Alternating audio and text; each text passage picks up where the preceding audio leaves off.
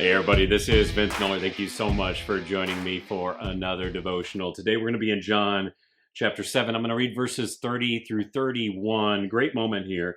So they, that's the officials, were seeking to arrest him, that's Jesus, but no one laid a hand on him. No one laid a hand on him because his hour had not yet come. Yet many of the people believed in him. They said, when the Christ appears, will he do more signs than this man has done? Now, this text here tells us that John, our author, is a little surprised that Jesus was not apprehended after his message on the Temple Mount. I mean, actually, all the disciples believed that his life would be in danger if he went up to Jerusalem for this feast. Even Jesus anticipated this, as we read earlier, yet Jesus did attend secretly. Yet on the fourth day, he did something his disciples and even his own family didn't expect. He begins teaching in the temple courts there.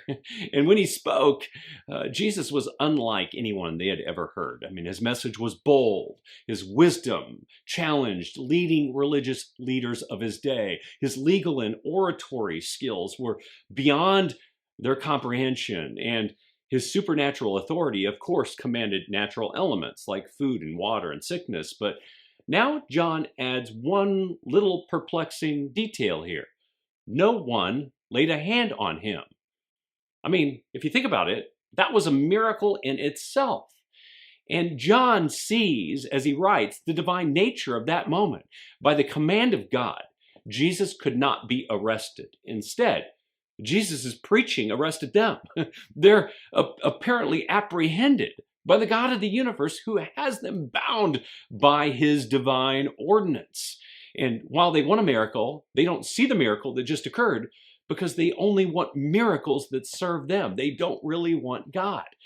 But John sees it because he sees the miracle. It's the miracle of non-indictment. Think about that with all the things going on in our world, right? Now, I don't know about you, but I believe we experience miracles all the time. Miracles didn't stop with the disciples in the first century. We have only stopped seeing them. And this moment is proof right here. Like these people, we may say we want to see miracles, but we only want to see the miracles that serve us. What about all the miracles that serve God and his purposes? So do this today. Don't ask for more miracles that serve your purposes.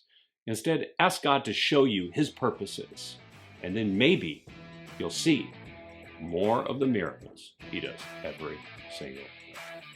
I love you guys. Thanks so much for joining me. If you've enjoyed it, share it with someone else, and I'll see you right back here again tomorrow.